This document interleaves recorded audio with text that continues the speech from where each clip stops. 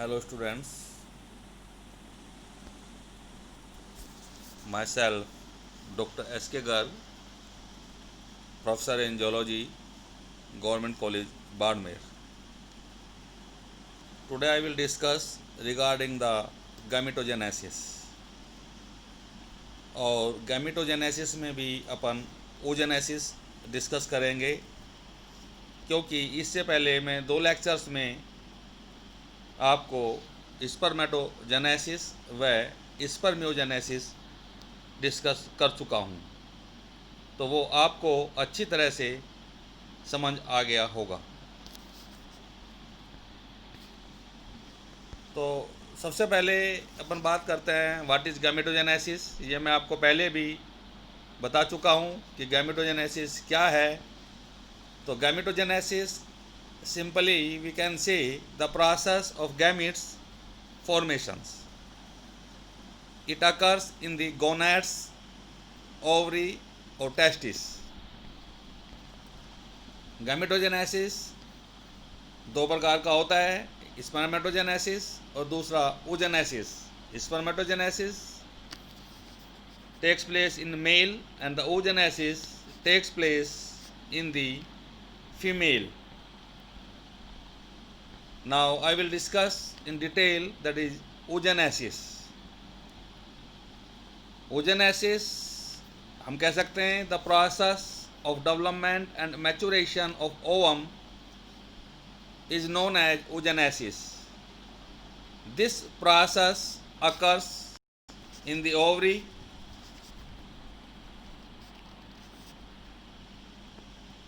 of the female animal.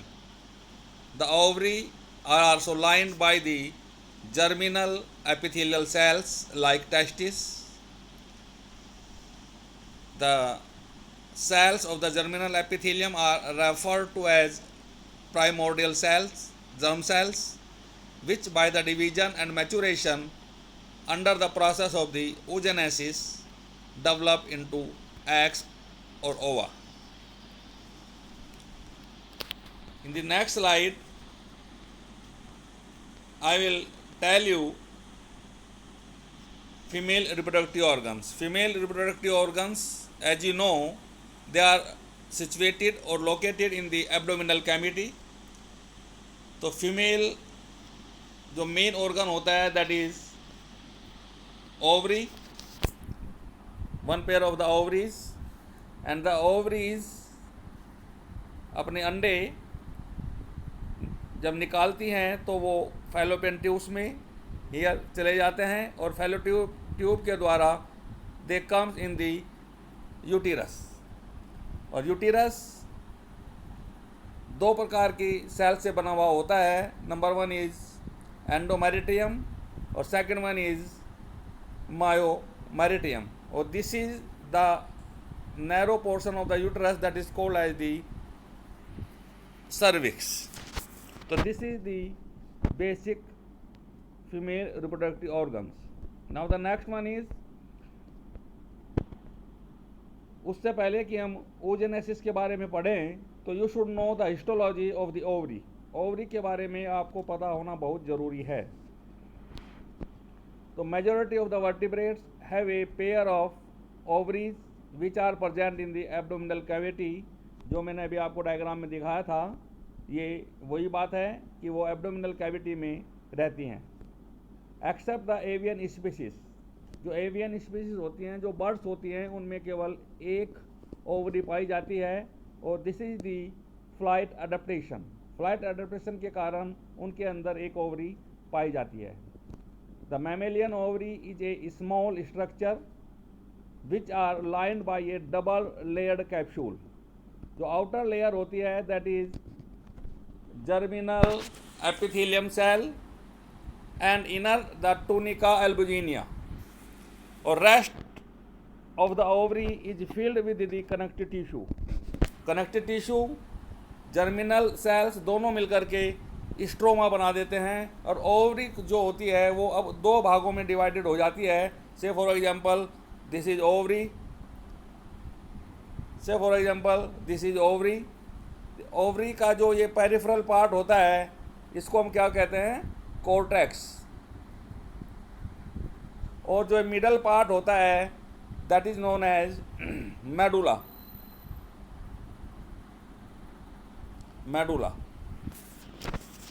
और cortex भाग में क्या होता है, इसमें सारे के सारे ओवेरियन फॉलिकल्स होते हैं और सेंट्रल पार्ट में जो होती हैं ब्लड वेसल्स पाई जाती हैं।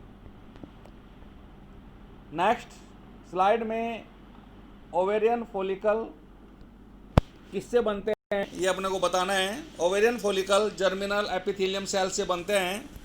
शुरुआत में प्रत्येक ओवेरियन फॉलिकल जर्मिनल सेल्स के एक छोटे से कोशिकाओं के समूह से बनते हैं जिनको ऊगोनिया कहते हैं, जो धीरे धीरे करके जर्मिनल एपिथेलियम से अलग हो जाती हैं और स्ट्रोमा में आ जाते हैं। मैं ये आगे डायग्राम की सहायता से आपको डिटेल में बताऊंगा। इस समूह की एक सेल अपना साइज बढ़ाना शुरू कर देती है और उस समूह की बची हुई कोशिकाएं उसके चारों ओर इकट्ठा हो जाती हैं, और इन चारों ओर जो कोशिकाएं इकट्ठा होती हैं उनको फॉलिकुलर सेल्स कहते हैं। तो इस कंप्लीट बंच को फॉलिकुलर सेल और उसके अंदर जो एक एक्टिव सेल होती है उनको क्या कहते हैं, oocyte विकसित हो रहा है, तो उसको फॉलिकुलर कोशिकाएं पोषण प्रदान करती हैं। फॉलिकुलर सेल जो oocyte को घेरे रहती हैं उनमें कई बार सेल डिवीज़न होता है और कई बार सेल डिवीज़न होने से एक लेयर बन जाती है और उस लेयर को क्या कहते हैं, मेम्ब्रेना ग्रेनुलोसा, जो आगे डायग्राम की सहायता से मैं आपको बताऊंगा। oocyte में वृद्धि के साथ साथ oogenesis का प्रोसेस भी शुरू हो जाता है, जो आगे चलकर ओवम को विकसित करता है। जैसे जैसे फॉलिकुलर सेल्स का डायमीटर बढ़ेगा वैसे वैसे oocyte और मेम्ब्रेन ग्रेनुलोसा के बीच में एक स्पेस बन जाता है और इस स्पेस को फॉलिकुलर स्पेस कहते हैं, जिसमें फॉलिकुलर फ्लूइड भरा रहता है। फॉलिकुलर सेल्स की लेयर जो oocyte को घेरे रहती है उसको कोरोना रेडिएटा कहते हैं। कोरोना रेडिएटा के ठीक नीचे पतली पारदर्शी मेम्ब्रेन पाई जाती है जिसको जोना पेलुसिडा कहते हैं। यह लेयर अंडे को जो विकसित हो रहा है उसको घेरे रहती है। अब फॉलिकल अपनी पूर्ण ग्रोथ पर होता है जिसको मैच्योर फॉलिकल कहते हैं, और मैच्योर फॉलिकल को ही क्या बोलते हैं, ग्रेफियन फॉलिकल्स। और ग्रेफियन फॉलिकल्स का बनना व मैच्योर होना ये हार्मोन्स के ऊपर निर्भर करता है, और इसके लिए जो हार्मोन होता है वो जिम्मेदार होता है FSH मतलब फॉलिकल स्टिमुलेटिंग हार्मोन। ये पिट्यूटरी ग्लैंड से निकलता है, उसको कंट्रोल करता है। तो मैच्योर फॉलिकल की फॉलिकुलर सेल से भी फीमेल हार्मोन निकलता है जिसको क्या बोलते हैं, एस्ट्रोजन, जो कि फीमेल में सेकेंडरी सेक्सुअल कैरेक्टर व एसेसरी रिप्रोडक्टिव स्ट्रक्चर को मेंटेन करता है। इस नेक्स्ट स्लाइड में जो मैच्योर ग्रेफियन फॉलिकल्स होते हैं वो ओवरी की सरफेस पर पहुंच जाते हैं, और ओवरी की सरफेस पर पहुंचने के बाद फट जाते हैं, और फटने के बाद they comes into the abdominal cavity, या we can say they comes in the fallopian tube.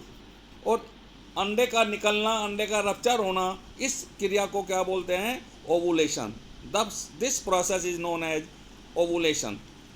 The empty Graafian follicle, जो ग्रेफियन फॉलिकल्स था उसके बीच से oocyte निकल गया है, एग निकल गया है, तो वो खाली जो बचता है उसको बोलते हैं एम्प्टी ग्रेफियन फॉलिकल्स।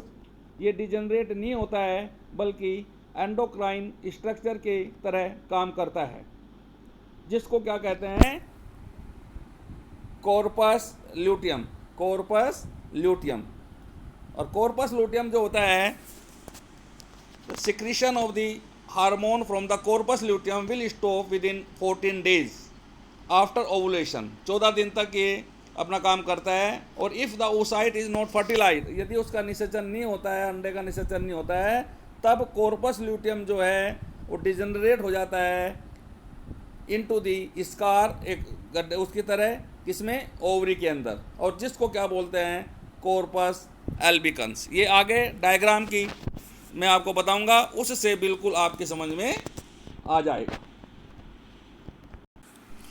अब ये जो डायग्राम है, it's a very important diagram, that is stages of the Graafian follicles. इसमें आपको क्या देखना है, मैंने आपको बताया था कि जो प्राइमोर्डियल सेल्स होती हैं, जो जर्मिनल एपिथेलियम सेल्स होती हैं, उनका समूह ये कुछ अलग हो जाता है, और उससे धीरे धीरे अलग होने के बाद ये क्या बन जाता है,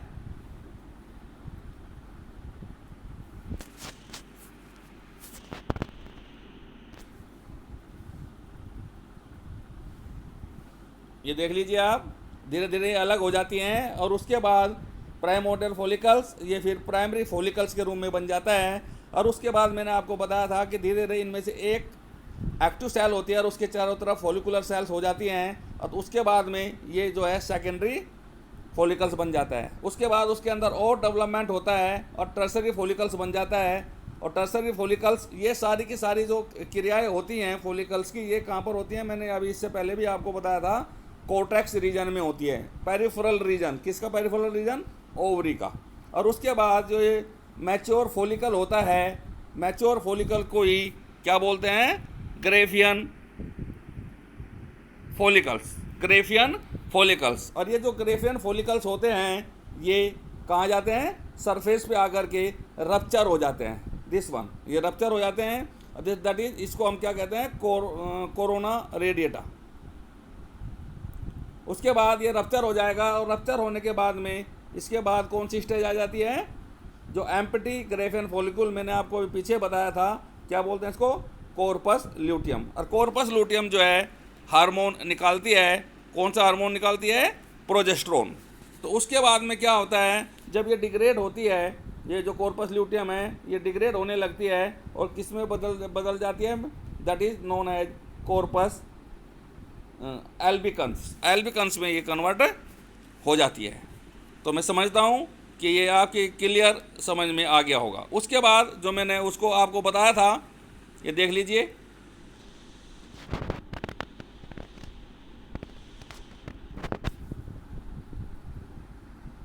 ये एट्रियम, एट्रियम मीन्स कैविटी, ये कैविटी है।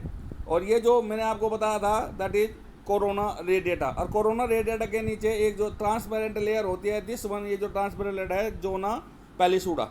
और ये बीच में क्या होता है, ओवम। तो ये एक तरीके से क्या है, Graafian follicles.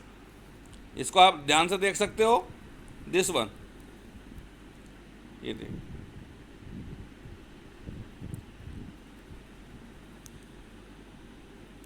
Mature Graafian follicles. इसके बाद मैंने आपको बताया था कि कॉर्पस लूटियम से प्रोजेस्टेरोन हार्मोन निकलता है, और that is responsible for maintenance of the functional relationship between embryo and the mother. तो the process of the ovulation and the formation of the corpus luteum is regulated by LH hormone, LH hormone, luteinizing hormone, which is secreted by the anterior lobe of the pituitary glands. इसके बाद हमने जो ये general structure आपको बताया है मैंने ovary का, उसके बाद अपन बात करते हैं oogenesis की। तो जो oogenesis प्रोसेस है, उसके 3 स्टेजेस में हम उसको स्टडी करते हैं, मल्टीप्लिकेशन फेज, ग्रोथ फेज और मैचुरेशन फेज। नेक्स्ट तो सबसे पहले अपन डिस्कस करेंगे multiplication phase. It's a very important phase. The primordial germinal cells जो होती हैं वो बहुत सारे उनके अंदर माइटोटिक डिवीजन होने लगते हैं और produce a large number of the daughter cells, और उनको क्या बोलते हैं, जर्मिनल एपिथेलियम सेल्स होती हैं। They are called the follicles which is diploid structure as it is contain 2 X chromosomes like other body cells. Further, the oogonia undergoes mitosis to form the new oogonia. तो the multiplication phase is confined only to the embryonic life and after birth new oocytes are not produced by the primordial germinal cells. It's a very important point. ये अधिकतर students का है, आप इसकी अच्छी तरीके से सुन लीजिए। जो मल्टीप्लिकेशन फेज है, जो प्राइमोर्डियल सेल्स से उगोनिया बनती हैं, ये केवल एम्ब्रियोनिक लाइफ में ही होती है। जब जन्म हो जाता है फीमेल का, उसके बाद नई उगोनिया नहीं बनती। तो इसका मतलब ये हो गया कि जब तक उगोनिया बॉडी में रहेंगी तब तक ओवुलेशन होएगा, और जब ये ख़त्म हो जाता है, जब उगोनिया जो पहले से प्रेजेंट थी वो ख़त्म हो जाती हैं, तो उसके बाद में ओवुलेशन नहीं होगा। और जब ओवुलेशन नहीं होगा तो फीमेल्स में एक स्टेज आ जाती है, उसको क्या बोलते हैं? Menopause. Menopause means there is no production of the eggs. क्यों? क्योंकि वहाँ पर जो पहले से ही मौजूद ओगोनिया थी वो फिनिश हो चुकी हैं। Second, growth phase. तो growth phase is a very important phase, क्योंकि स्पर्मेटोजेनेसिस में ये बहुत छोटी होती है और oogenesis में ग्रोथ फेज का जो ड्यूरेशन होता है वो बहुत ज़्यादा होता है। तो oogonia अब ग्रोथ फेज में प्रवेश करता है। अब इसको हम क्या कहने लगते हैं? प्राइमरी oocytes कहते हैं। यह भी डिप्लॉयड होता है। यहाँ पर दो मेन पॉइंट हैं। नंबर एक, एम्ब्रियोनिक डेवलपमेंट के समय अंडे में विभिन्न प्रकार के पदार्थ इकट्ठे होते हैं जिनका रोल बहुत मुख्य होता है। दूसरा पॉइंट, oogenesis के समय अपने आप अंडे में वृद्धि के साथ साथ मैचुरेशन से पहले में विभेदन होने लगता है। ग्रोथ फेज, जैसा कि मैंने आपको पहले बताया था, बहुत लंबी होती है, जिसमें एग का साइज मेल गैमिट की अपेक्षा काफ़ी बढ़ जाता है। उदाहरण के तौर पर हम लें, जो फ्रॉग होता है, फ्रॉग में प्राइमोर्डियल जर्म सेल का साइज केवल 50 माइक्रोन होता है, जबकि मैच्योर जो ओवम हो जाता है वो 1500 माइक्रोन का हो जाता है। लगभग ये 30 गुना इसका हो जाता है, और इसमें लगभग 3 साल का समय लगता है। मैमल्स में यह स्थिति कुछ अलग होती है। इसमें ओवा वो रिप्रोडक्टिव लाइफ तक हमेशा बनते रहते हैं जब तक कि oocytes उपस्थित होते हैं। मैमल्स में एग तुलनात्मक रूप से बहुत छोटा होता है। स्तनधारियों में उदाहरण के लिए माउस का प्राइमरी oocyte 20 माइक्रोन का होता है, जो ग्रोथ के बाद लगभग 70 माइक्रोन का हो जाता है, और इसमें 16 दिन का समय लगता है। इस प्रकार से हम कह सकते हैं मैच्योर ओवम का साइज तुलनात्मक रूप से ऑर्डिनरी बॉडी सेल से बड़ा होता है। विशेषकर वर्टिब्रेट में ग्रोथ व मैचुरेशन फेज के दौरान oocyte फॉलिकल सेल से घिरा रहता है, जब इसको ओवेरियन फॉलिकल कहते हैं, और परिपक्व ओवेरियन फॉलिकल को ही ग्रेफियन फॉलिकल्स कहते हैं। ग्रेफियन फॉलिकल्स की फॉलिकल सेल से कुछ केमिकल निकलते हैं जो विकसित हो रहे अंडे के लिए बहुत ज़रूरी होते हैं। अंडे अपनी ग्रोथ के लिए कई सारे केमिकल्स को अब्जॉर्ब करते हैं, जैसे अमीनो एसिड्स को करते हैं, प्रोटीन्स, फॉस्फोलिपिड्स, फॉस्फोप्रोटीन्स को अब्जॉर्ब करते हैं। तो अंडे की ग्रोथ में दो स्टेजेस बहुत मुख्य होती हैं। नंबर एक, इंक्रीज इन साइटोप्लाज्म। नंबर दो, formation and storage of food material that is yoke.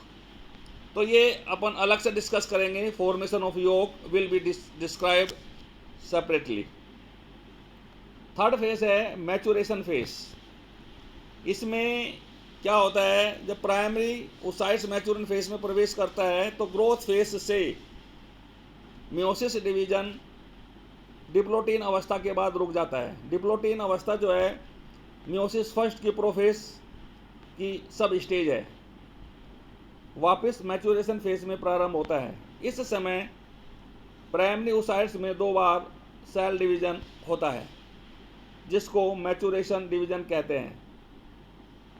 First meiosis में रिडक्शनल डिवीजन होता है, जिसमें दो असमान आकार की हैप्लॉइड सेल्स उत्पन्न होती हैं। एक बड़े आकार की कोशिका जिसको सेकेंडरी oocytes कहते हैं, और एक छोटी कोशिका होती है जिसको पोलर बॉडी कहते हैं। ये इसलिए होता है क्योंकि अनइक्वल साइटोप्लाज्म का डिवीजन होता है। इसके पश्चात एग में डेवलपमेंट रुक जाता है और सेकेंडरी oocyte अवस्था में ही ओवुलेशन होता है। तो second maturation division is a very important point two mention here. Second maturation division निषेचन के समय होता है। अब सेकेंडरी oocytes से एक पोलर बॉडी व एक ओवम तथा फर्स्ट पोलर बॉडी से दो पोलर बॉडी बनती हैं, जो आगे डायग्राम में मैं आपको बताऊंगा। इस प्रकार हम कह सकते हैं oogenesis द्वारा एक oogonia से एक ओवम तथा तीन पोलर बॉडीज विकसित होती हैं। ये डायग्राम है। अब आप ये डायग्राम ध्यान से देखिए। This diagram diagrammatic representation of the oogenesis। ये जो मल्टीप्लिकेशन फेस है दैट इज ओगोनियम। ओगोनियम का मतलब होता है सिंगल सेल। Single cell. इस सिंगल सेल में मैंने आपको बताया था कि माइटोटिक डिवीजन होता है। माइटोटिक डिवीजन होगा। माइटोटिक डिवीजन से दो सेल्स बनेंगी। दो सेल्स में number of chromosomes mother cell के सेम रहता है 2n एंड 2n। तो इस प्रकार से अगर रिपीटेडली माइटोसिस डिवीजन होता है और बहुत सारी सेल्स बन जाती हैं, अब बहुत सारी सेल्स होगी तो oogonia को oogonia कहते हैं। ये this is the plural number. तो सब में क्या होता है, नंबर ऑफ क्रोमोसोम्स 2n होते हैं। उसके बाद ग्रोथ फेस, ये सेकंड होती है ग्रोथ फेस। मैंने आपको अभी डिटेल में पीछे बताया था कि ग्रोथ फेस इसकी सबसे बड़ी लंबी होती है और ये 2n होती है। इसमें इसका साइज, एग का जो साइज है बहुत बढ़ जाता है, एक्युमुलेशन ऑफ यॉक हो जाता है और भी बहुत सारे न्यूट्रिएंट्स ये इकट्ठे इसके अंदर हो जाते हैं। तो थर्ड जो होती है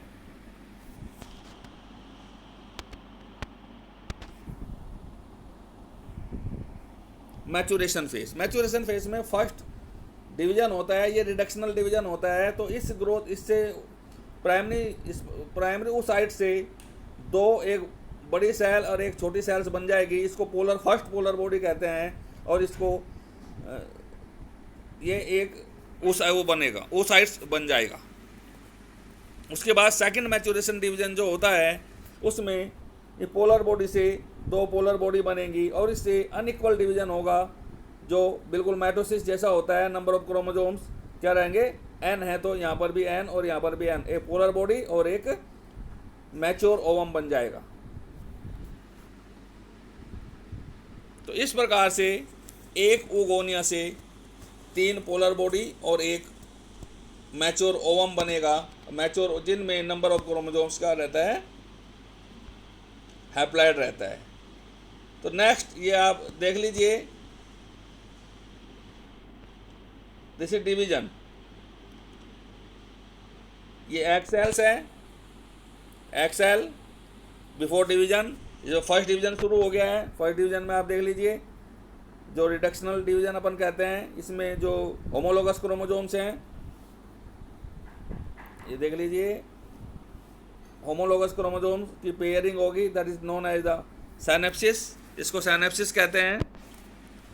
और उसके बाद म्योटिक, ये फर्स्ट म्योटिक डिवीजन, ये भी फर्स्ट म्योटिक डिवीजन है, बिल्कुल पेयरिंग होगी। This one, this is known as the metaphase, this is anaphase और this is the last one is telophase. Telophase में क्या हो गया, एक पोलर बॉडी बन गई इससे और इससे एक मेन बॉडी बन जाएगी। पोलर बॉडी में नंबर ऑफ क्रोमोसोम्स x होगा, इसमें भी नंबर ऑफ क्रोमोसोम्स x होगा। उसके बाद सेकंड डिवीजन शुरू होगा, ये सेकंड आ गया यहाँ पर। इसमें पोलर बॉडी में भी सेकंड डिवीजन शुरू हो जाएगा और मेन oocytes के अंदर भी जो है डिवीजन शुरू हो जाएगा। उसके बाद जो सेकंड मेयोटिक डिवीजन जो शुरू हो रखा है, इसमें वही मेटाफेस, एनाफेस और टेलोफेस स्टडी आ जाएंगी। और लास्ट में जो है इसमें मियोसिस एंडेड। मियोसिस एंडेड का मतलब क्या है, एक एग बन जाएगा, ये एक